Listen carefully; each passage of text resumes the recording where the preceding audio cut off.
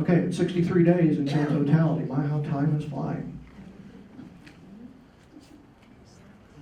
So tonight's presentation, here's a summary of what we're going to see, what we're going to talk about tonight. We're going to tell you what is an eclipse. We'll define it. We'll talk about their frequency and location. We'll show you some really cool NASA video animations. We'll also show you what an eclipse looks like, some photography from different sources, what the path of the 2017 eclipse looks like. You can see up on the wall there a strip map showing the entire path from sea to shining sea. What the weather prospects are along the path. We'll talk about a little bit about some past eclipses, some of the ones that I've seen and photographed. We'll emphasize eye safety. Again, we'll teach you how not to go blind while watching the partial phases. And the partial phases are interesting, but that's really the hazardous part of the whole deal. And then observing the eclipse totality, which is safe to look at without any sort of filtration.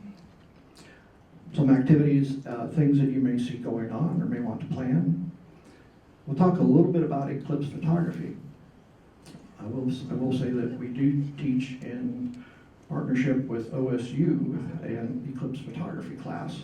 And next one's July 22nd. I'm not sure if that one's sold out yet or not. Anyway, we've had like 3 or 4 of them already. And then we'll show you where to go for further information. Give you lots of nice links.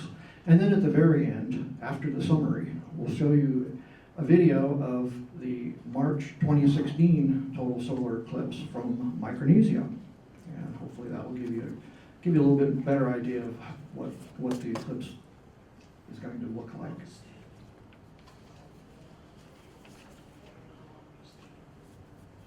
Okay, here's some fast facts about this total solar eclipse.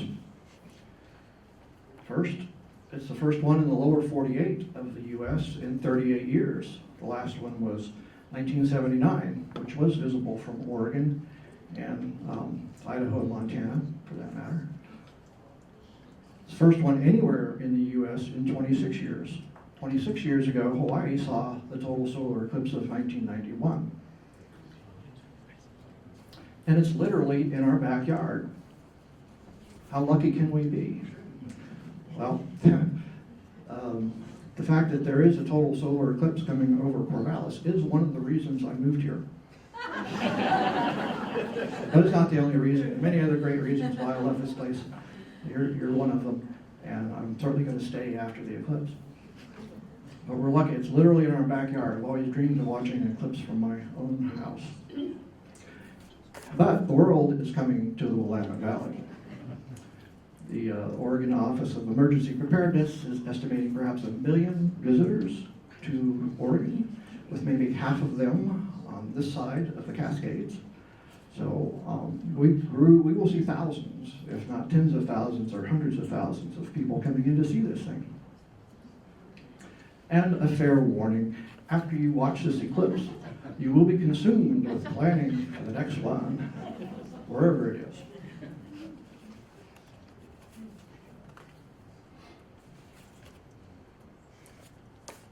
Okay, this is part presentation, part class, so like it or not, we have a few pop quizzes. So here's the first pop quiz number 1. The dark side of the moon is 1, never visible from Earth. 2, the side of the moon where it's nighttime. 3, the code name for the Devil's Tower UFO rendezvous base in Close Encounters of the Third Kind. 4, one of the best-selling rock music albums of all time. 5, 2, 3, and 4. 4, 6, all of the above. Okay, anybody care to hazard a guess? I hear people saying 1. Any other opinion? 5. I hear a 5, which is 2, 3, and 4. All of the above. Okay. Well, let's see what the answer is. And the answer is 5.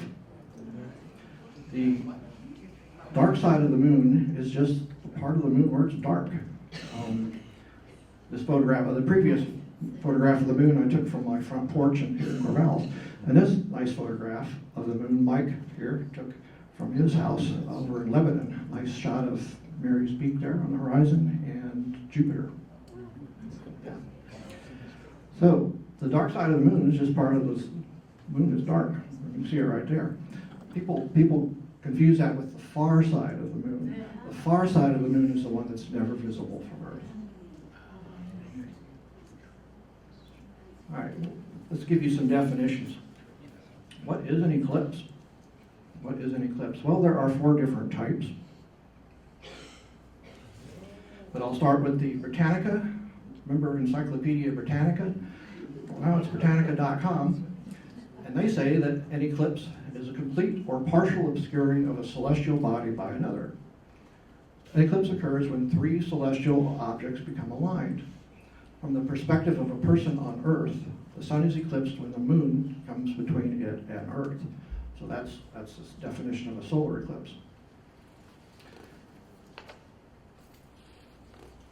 So this image actually did come from the BBC, and they were running a science series called I Wonder, and they harvested their images from Flickr, and this upper left image of a partial eclipse of October 2014 is the one I took in my front yard here in Corvallis. So you never know where your pictures might end up. So there are 4 basic types of eclipse. There's a partial eclipse, which you see here, where the moon only covers a part of the sun. Those are fairly common. There's an annular eclipse, where the moon is too small, appears to be too small to cover the sun completely. So you're left with a ring of fire in the middle of the thing. But then you have the total eclipse, which is what we're going to experience. In this case, the moon looks large enough to cover the bright part of the sun completely, and so you see the solar corona come out. That's the spectacle. And then there's the hybrid eclipse, which is quite rare. Those tend to be annular at the ends and total in the middle of the path. Okay, so we've showed you a little bit about what eclipses look like from below. So here's what it looks like from above. This is a photograph of the moon's shadow taken during the Great European Eclipse of 1999. And this photograph was taken from the Russian Mir space station.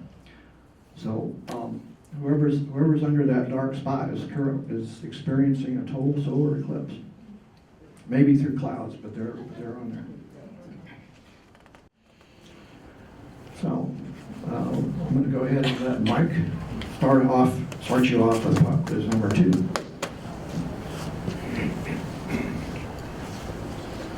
I didn't move to Corvallis because of the eclipse. So, how often do they occur? Wow, not every month.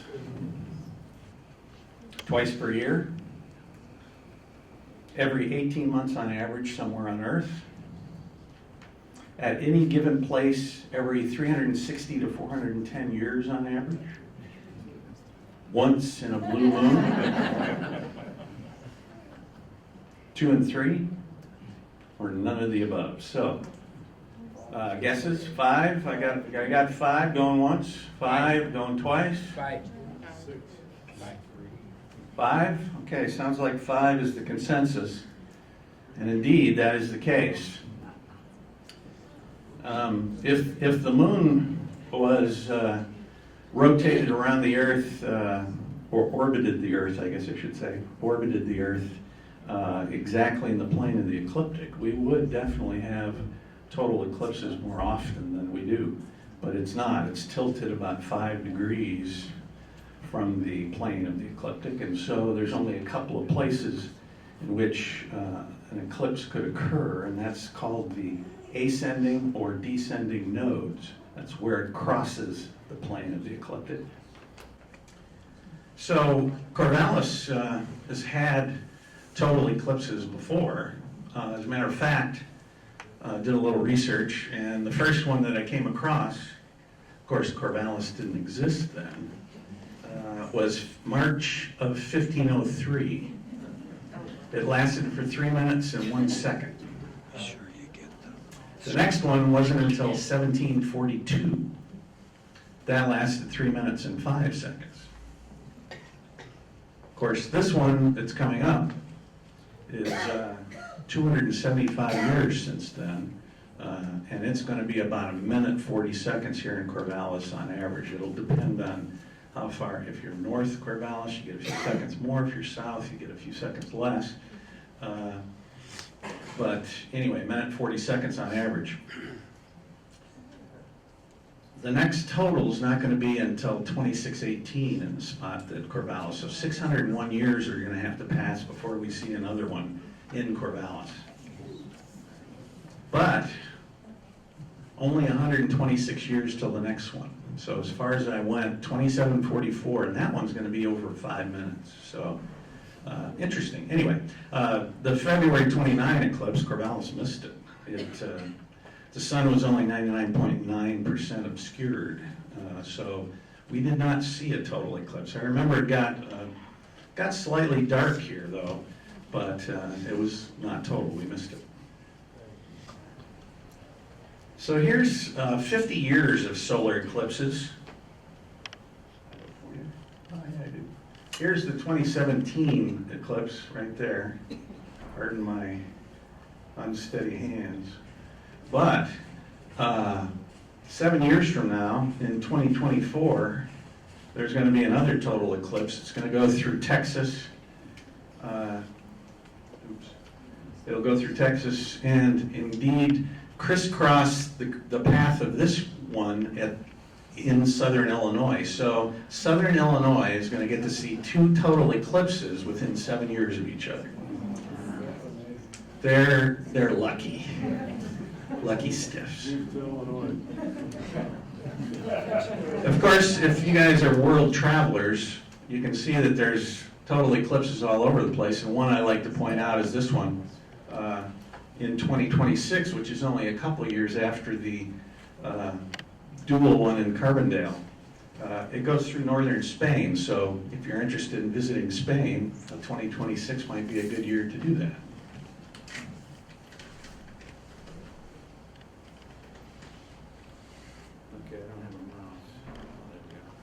Okay, I'm going to just show some cool NASA eclipse videos here that I think are pretty cool. Each one kind of shows a little different view. So we'll just go through these. I hope. Okay, so this one is from the perspective of being above the moon on off the far side. That black dot that you see is where it's total, and it just went on shore. It's going through Oregon, going through Wyoming at this point. Everywhere where the lighter shadow is, they'll only see a partial. But you see how extensive the partial phases are. It goes all the way up to the North Pole. They'll get about 10% covered up there, so not interesting. And then you see it goes into the Atlantic, and it continues on until it's actually going to meet sunset, and it'll be off the Earth here shortly.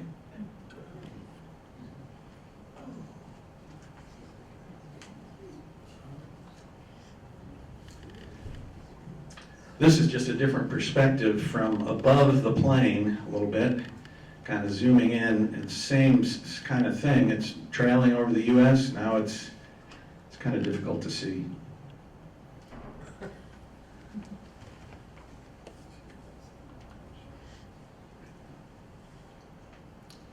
Okay, another perspective. Now, the dark shadow, that's where it's total. So you see it came on shore. Salem's right in the path of totality. Boise's going to miss it. Casper, Wyoming is going to be right in the path of totality. Omaha will not. Kansas City, if you live in the northeastern part, you'll see it. St. Louis, the southwestern part. Nashville's in it. Atlanta, or Athens, Georgia misses it, and Charleston's in it, and then it's off. So again, if you're under the dark spot, that's where there's going to be totality. Everywhere else, it'll be partial. And as you get closer to the path of totality, more and more of the sun is covered by the moon. So the farther away you are, the less of the sun is covered. closer you are, the more. And as a matter of fact, you all, I assume you all live in this area, we're part of the 12.2 million people that live in the path of totality. So a lot of Americans are lucky.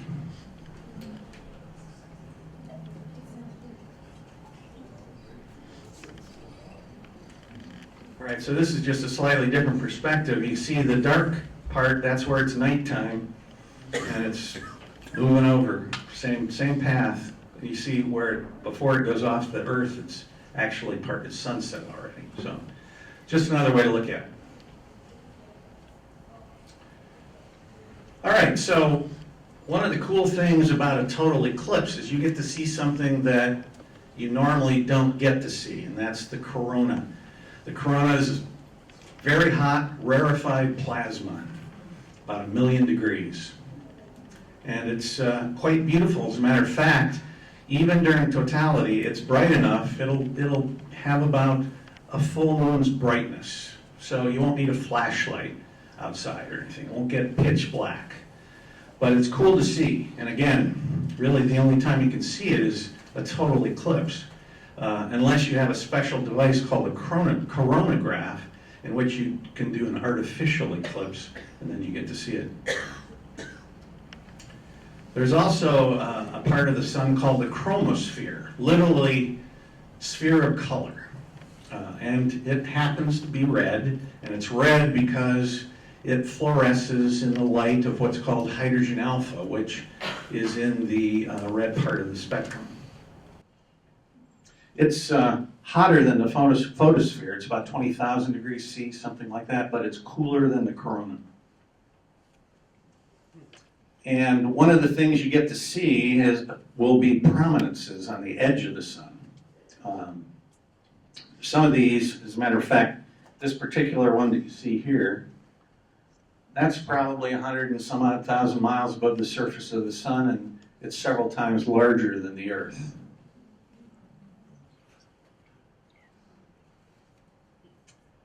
Another phenomenon during total eclipses are things called Bailey's beads or diamond ring effect. And basically all that is that the sun shines through a low spot on the moon. So the moon isn't a perfectly round orb. It has mountains and valleys and craters and the like. And so as it's approaching totality, you may get what's called the diamond ring effect, where it's shining through perhaps the sun's light still shining through a crater on the moon. All right, here's another pop quiz. I just want you to know that if you get these wrong, any one of these wrong, you don't get eclipse glasses. Just kidding. All right. Someone who travels great distances, an umbrophile, an eclipse chaser, an idiot. Actually, we agonized over that one. It was the toss-up between knucklehead and idiot won. 1 and 2, or all of the above? 4 or 5? 4? 4 going once? Indeed, that is the correct answer. Oh boy. So everybody that answered 4 get an eclipse glasses. Good job. All right, so here's a picture of, we have one over on the easel there, and then the poster that you see up there is just the path of totality. What this is showing, this shows, so anybody underneath this kind of orange-yellow line is going to see a total eclipse. Anybody outside of that line is going to see some amount of partial eclipse. And again, the closer you are to the line, the more eclipsed it'll be, but it will not be completely covered. So these lines out here are just showing you about how much of the sun will be covered. You can see these cool little suns showing about 90-some% there, and 80-some there, and 70 there, and so on. So there's where there's maximum eclipse, 2 minutes, 41.6 seconds near Carbondale, Illinois. Those are the same people that are going to get to see one only 7 years from now.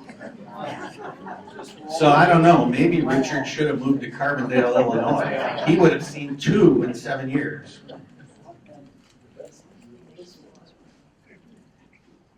All right, here's a little close-up. Of course, you know, we live in Oregon, we care about Oregon, so let's take a look at Oregon. So what you're seeing here is the middle line is the central line, or that's where there's the maximum eclipse that occurs. And in our neck of the woods across the state, it's roughly 2 minutes.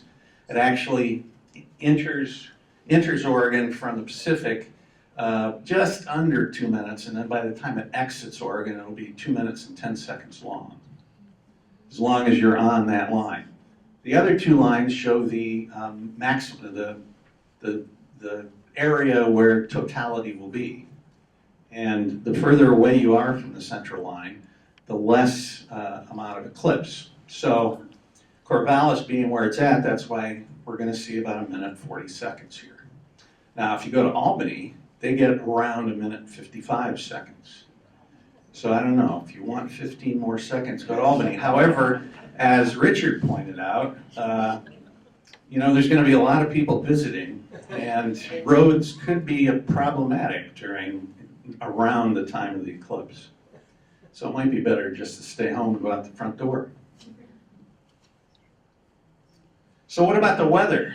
Well, I don't know, the last week didn't seem promising, and I started worrying, oh my gosh, could this be the wettest August we've ever had? Hope not.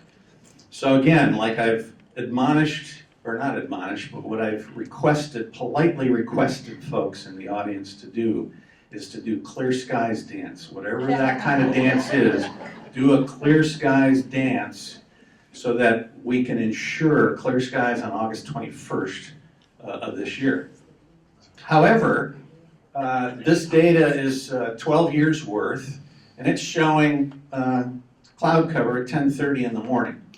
So you can see the Willamette Valley is pretty good. Madras is maybe better, but the western U.S. is pretty good for August 21st.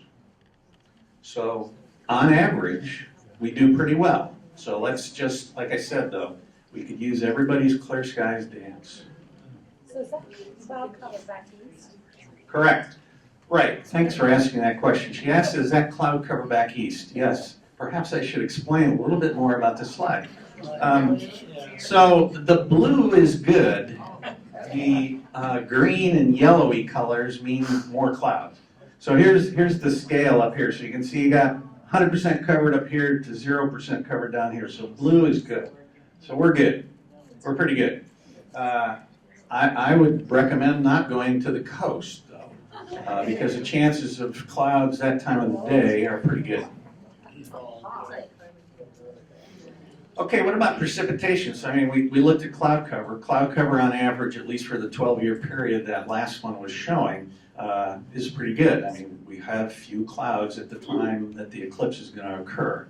What about precip? So in this case, the green is precipitation, and the yellow-orange means little to no precipitation. So again, you can see the valley looks pretty good. You got the Coast Range here that gets some. You got the Cascades that get some. Of course, Madras is definitely looking good. But we're not bad. And by the way, this is data from OSU, or should I say OS? Well, anyway. I think it's over about 15 or 18 years, something like that. So it's a pretty good data set, and it shows that perhaps rain is not going to be an issue. All right, so this is a cool. So one of the on the handout you have already received, or maybe will receive, there's a URL for this particular website. But what's cool about this? It's a combination NASA got with Google. NASA's been Googled. Oh.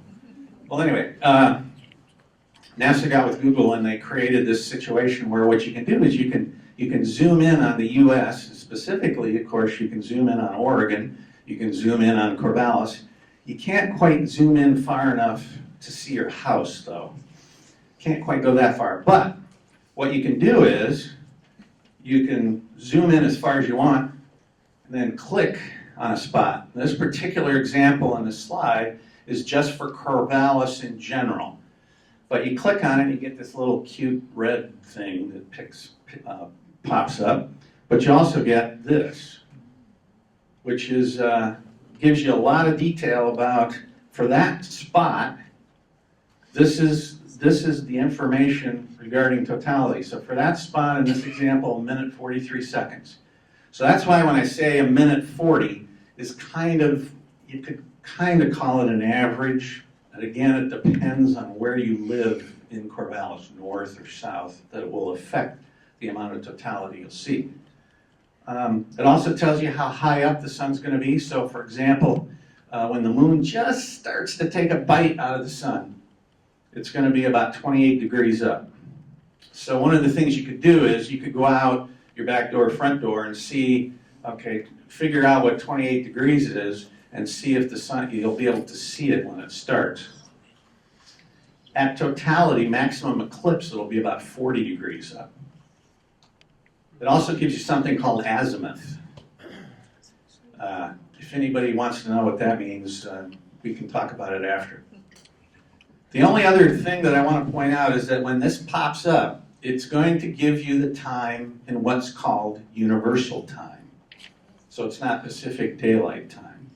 But simple to convert. All you have to do is subtract 7 hours from the times listed here, and you get Pacific Daylight Time. So for example, 16:04:51 is 9:04:51. So the eclipse starts about 9:04 and ends about 11:37. Maximum eclipse is about 10:17. Now again, these I have to say about because it kind of depends on where you are. Different places are going to have, it could be off by a second or two or several seconds. So it's not absolutely, doesn't apply everywhere. So anyway, this is kind of cool because you can do this for anywhere, anywhere along the eclipse path, anywhere in the US. All right, so specific to Corvallis, eclipse facts. Minute 40, as I said, a minute 40 means it's about like an average. Depends on where you are. Duration of entire eclipse, 2 hours and 30 minutes. As a matter of fact, one thing I forgot to mention is that the moon shadow, so we've got the printout there on the wall. The moon shadow takes 93 minutes to cross the entire US.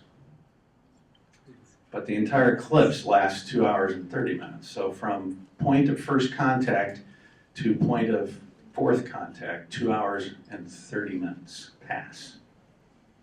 And again, totality starts 10:16, 10:17, somewhere in that neighborhood. And so Richard mentioned and emphasized eye safety, and so totality is the only time you can safely observe the sun without some kind of protection, without specifically designed filters or the glasses. The glasses like this that you're going to get at the end of this presentation. Okay, so here's another couple of cool videos. I hope. Takes a while for it to come because it's way out in the Pacific. But here's the moon shadow. It's similar to what you see on the wall, but you see how it's kind of oval, and so it gives you an idea, hopefully, of why there's such variation between in the path of totality. So if you live on the edges, you only get 30 seconds or so, but if you live right in the middle, right along the center line, you get the maximum amount of totality. Okay, it's in Idaho, we don't care anymore.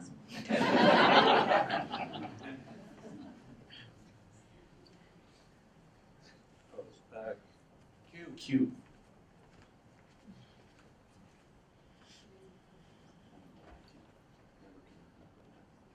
Here's another cool look. This time it kind of gives you, so you're kind of like in between the moon and the Earth, probably, well, I don't know, high up, 30 miles or something, maybe less. But look at how the moon's shadow is affected by the terrain that it goes over. So here comes Mount Jefferson, and see how it kind of like, yeah, it's kind of like an amoeba.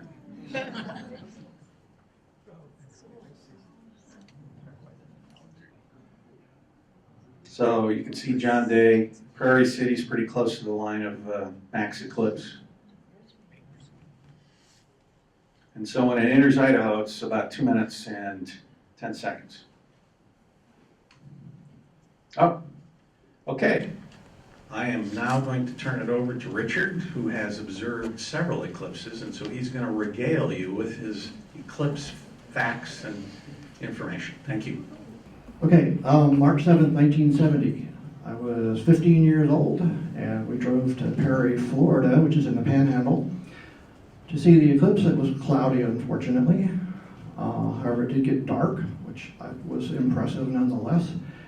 3 minutes and 9.7 seconds of totality, and this is supposedly the eclipse that Carly Simon wrote about when she wrote that song, You're So Vain, flying your Learjet up to Nova Scotia to see this total eclipse of the sun. So you can see this eclipse does go over Nova Scotia. 2 years later, I tried it again. 1972, we went up to Bay Trinity, which is in Quebec, Canada, and it was cloudy too. 2 minutes and 15.7 seconds duration of totality. Now this is the town of Bay Trinity from across its bay, and you can see the sun, crescent sun up here. That was as much as we saw. Right after I took that picture, it clouded over completely. And so, I had film in the camera that I was going to use for the eclipse. I said, well, heck, I'll just use it on this town. So here's Bay Trinity as deep partial phase starts to darken the terrain, and you can see as we progress it gets darker and darker until totality. And then it all lightens back up in the reverse as the moon slides off the sun. So the upshot here is that I'm not worried about the weather. I mean, the odds are good that we will see it, but I'm not worried about it. Even if it's cloudy, it's still an impressive event. So this is the 1979 eclipse from February 26th that Mike had mentioned, and you can see that down there in the corner, Corvallis was indeed outside of the path of totality. It got 99.93% coverage, close but no cigar. Don't let anybody tell you that 99% of a total eclipse is just 1% less than the total eclipse. It's a million times different. There is no comparison. Partial eclipse is a pale imitation of what a total solar eclipse looks like.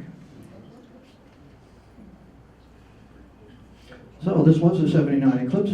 I went to Lewistown, Montana to see that, partly because I knew Oregon typically had pretty lousy weather in February. Now, actually, the reason was I happened to be living in Denver at the time, and that was the closest spot on the center line for us to drive to. So we drove up to Lewistown, Montana, and we saw it. There were some thin cirrus clouds up there, but we could see right through them, not a problem. 2 minutes and 37 seconds of totality. I did manage to get some pictures, not very good pictures though, and in reality I felt like I missed a lot of it because I wasted a lot of time fiddling around with my camera. So, one of the things that we suggest to you, if you've not seen a total solar eclipse before, is to not try to take pictures of it, because it's all too easy to get involved with playing around with your equipment that may or may not be working, and you'll miss it, because this is less than 2 minutes. So I got some fairly mediocre pictures, but I did manage to get the diamond ring effect, both coming and going here. But that one really hooked me. Third time's the charm. Number 4 was even better. July 11th, 1991. This was the last eclipse to come over any part of the United States, and that part happened to be the big island of Hawaii. I went to Cabo San Lucas in Mexico, and it was clear. It was totality awesome. 5 minutes, 34.4 seconds of totality, and we weren't even on the center line. We stayed at the hotel around the pool on the beach. But 1991, photography, the technology of photography had gotten a little bit better, and I'd gotten a little bit better at astrophotography myself. And so this was the photograph I caught of the total solar eclipse during totality. You can see the prominences, the pink flame-like looking features, and you can see the innermost corona. Now, my brother had a camera, and he just set it flat on the ground because the eclipse happened straight overhead. He didn't need to aim the camera. So he took a number of pictures, and actually quite recently I composited them together. And so you can get fairly good shots just with a short telephoto lens. The picture I took there on the left was through a telescope. All right, so we want you to have a great time observing the eclipse, but we're wanting you to also do it safely. So that's an emphasis here. What kind of equipment are you going to need? Well, of course, your eyes are great little telescopes, and but they need to be protected because the sun's photosphere is extremely bright, has lots of ultraviolet and infrared, and would hurt your eyes if you didn't have protection. So proper eclipse glasses are what we're saying you need. And so the way we show people to put these on, we think is the safe way, is to simply look down at the ground,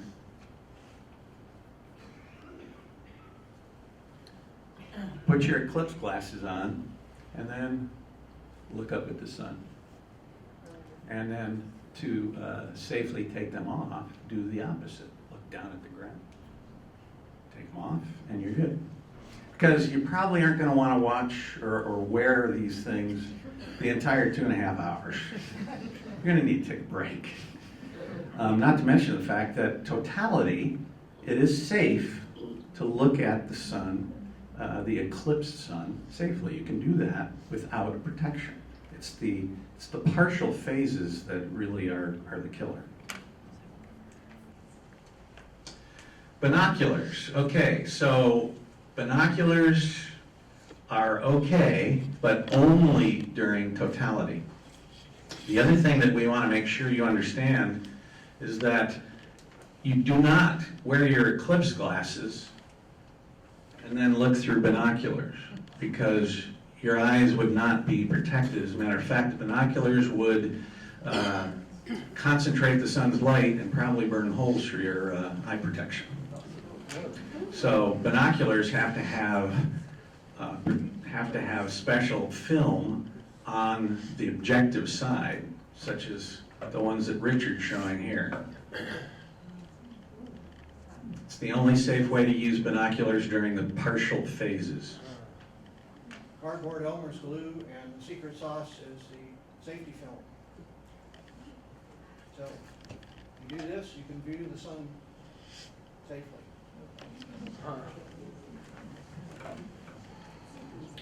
We do not recommend telescopes unless you're already an expert in its use, and if you think you are, that you should practice prior to the total eclipse, because you don't want to be fiddling around with your telescope because something hiccuped on you during totality, since it is less than 2 minutes. Cameras, again, aren't recommended if this is your first total eclipse. Again, it's equipment. You have to track the sun. You have to adjust the camera. There's just so many things that could go wrong that would distract you from observing, which is truly nature's grandest spectacle. You don't want to miss it. If you have not seen one before, you do not want to miss this. Again, remember, it's less than 2 minutes, so if you're fiddling around with equipment, you're probably not taking in the spectacle. Okay, pop quiz 4. It's safe to look directly at the sun when it's rising or setting. It's totally eclipsed by the moon. It's partially eclipsed by the moon. You're wearing proper eclipse glasses. 2 and 4, or none of the above? What do you think? 5? If you guess 5, you got it. You've just assured yourselves of getting the eclipse glasses. Because that is indeed correct.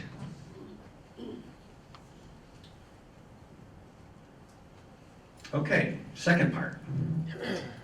Okay, again, proper eye safety is during partial phases only. When it's totally eclipsed, you can safely look at the moon without protection. Excuse me, the eclipsed sun, without protection. So what do you use? Again, glasses like this. As a matter of fact, interestingly enough, recently, within the last couple of years, I think it was 2015, NASA and ophthalmologists and some other organizations got together and created an ISO standard that defines the proper way to manufacture the material used in these glasses so that people can be safe when they're observing the sun. So when you purchase a pair, or the ones that you're going to get here from the library, all meet the ISO standard. But it's clearly stamped on the glasses. So if you don't see that ISO on the glasses, then they probably were manufactured prior to the new standard. And I would recommend that you discard them and get a new pair. Okay, so I think there's a lot of baloney out on the internet about, people stacking 6 pairs of sunglasses up, or trying to look at the eclipse through a computer disk, or using a helium mylar from a helium balloon. No, none of that is correct, none of that is safe. The only thing that's safe is these type of glasses with the ISO certified material that they're made from. Etiquette. There is some etiquette. I mean, you know, not everybody likes the dark side of the moon, so maybe loud music wouldn't be appropriate. No banging on pots or other big noisemakers such as fireworks, because, you see, we now know that it is not some evil monster or dragon eating the sun. It's a natural phenomenon. The moon happens to be moving in between the earth and the sun. So we don't have to scare it away. There's nothing to be afraid of. No camera flashes. Again, experience it. Don't worry about it. Don't worry about trying to capture it. There's going to be a ton of pictures on the internet that you could pull and use. Pictures just like what you saw with your very own eyes. And besides, the moon's 240,000 miles away. I don't think a flash is going to do much good. And as I said before, you won't need any flashlights or exterior lighting, because it's going to not be pitch black.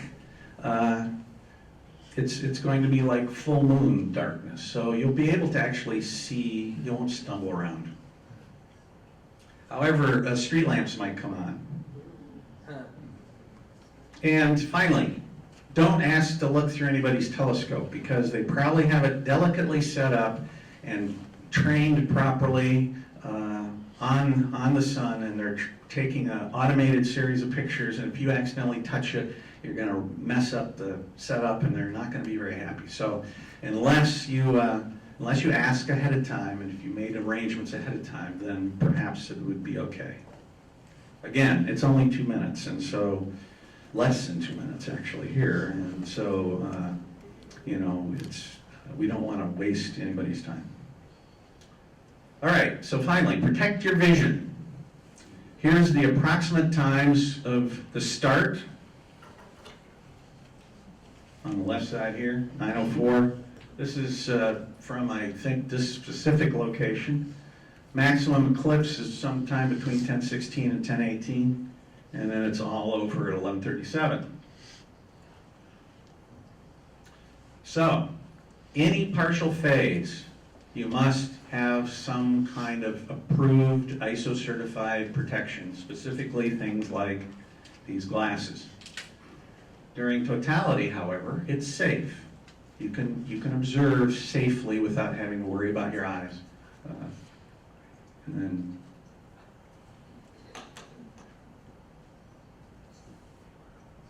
so again, 1 minute 40 seconds, roughly, on average.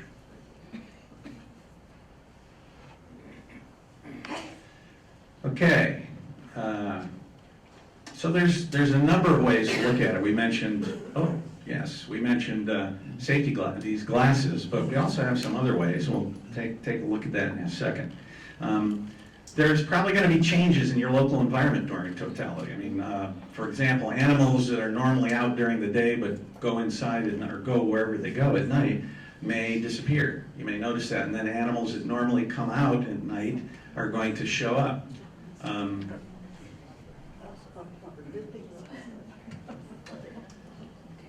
And then use your own camera to properly image the eclipse. And I think at this point, I was going to turn it over to Richard. Thank you.